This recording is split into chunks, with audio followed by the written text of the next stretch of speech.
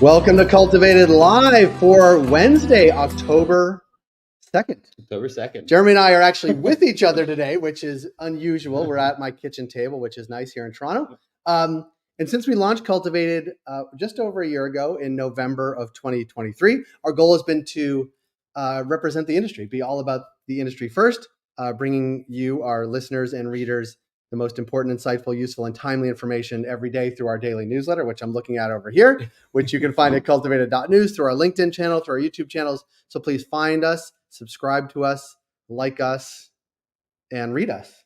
Cultivated.news, that's how you can find us. Jeremy, there's a lot going on in the cannabis industry. So much is coming from the top, which is unusual.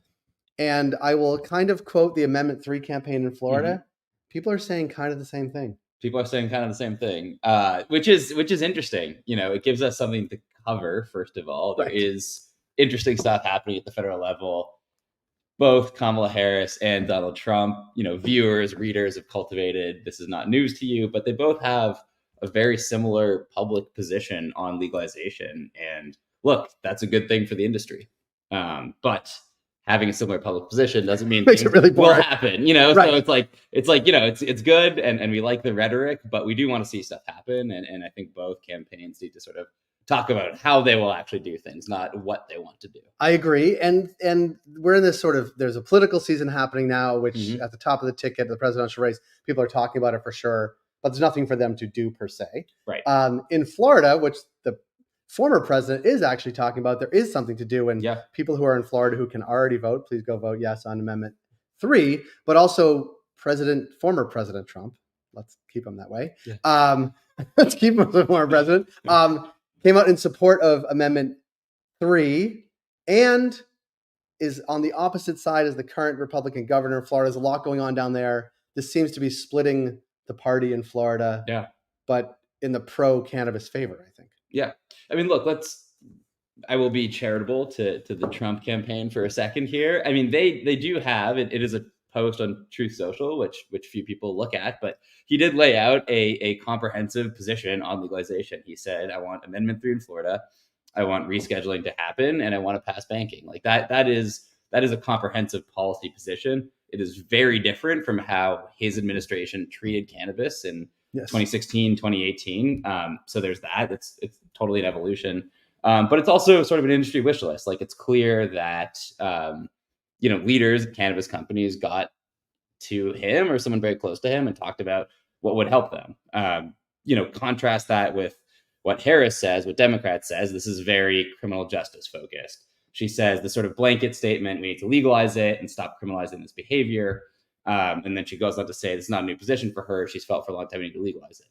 That's all well and good, but what does that actually mean? What can she actually do from the executive branch other than sort of use her bully pulpit to direct Congress? And so it's sort of interesting to see that Trump's position is actually sort of a little bit more thought out, which is shocking for me to say that, than Harris's at the time. It's more than just a concept of a. It's more than just a concept of a plan. It's almost a plan, almost. Yeah. Well, that counts as a plan these days. And the Amendment 3 campaign in Florida yesterday, I think it was yesterday, October 1st, or maybe it was on Sunday, came up with a new ad that features J.D. Vance, Tim Walz, Vice President Harris, and former President Trump saying things about cannabis. And one quick note, and we will post how to see this one. In the ad, so it quotes them and has their quotes actually talking about cannabis, all favorable, of course, for the Amendment 3 campaign.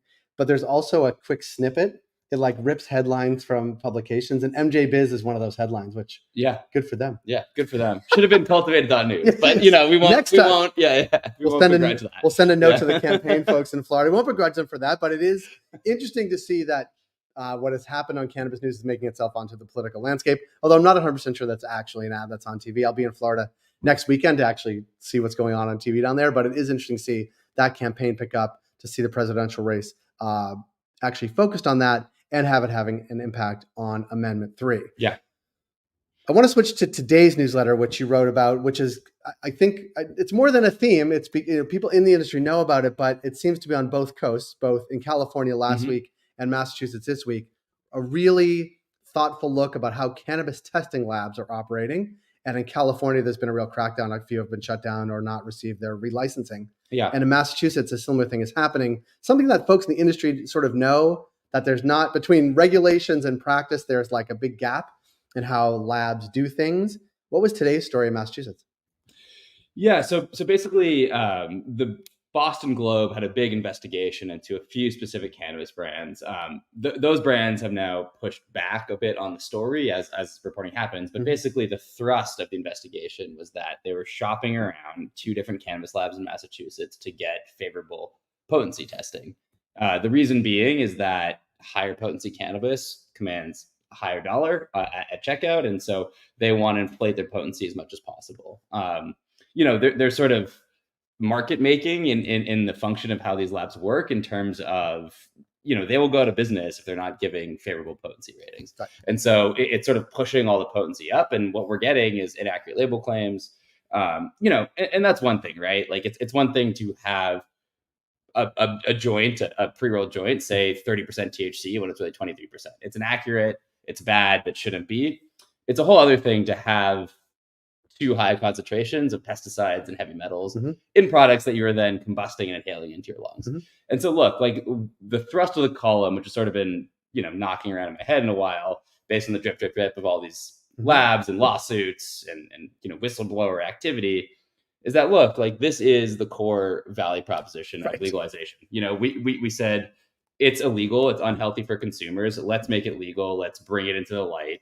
Let's share what's on these products. Let's create rigorous testing standards. So without that, we don't really have legalization. The whole edifice could crumble, without accurate label claims. And so we think this is an issue that should very well be called out. The problem is there's no real fix, right? Without the federal government, without the FDA or even the CDC leading and saying, like, this is how labs should be regulated, this is what they should do.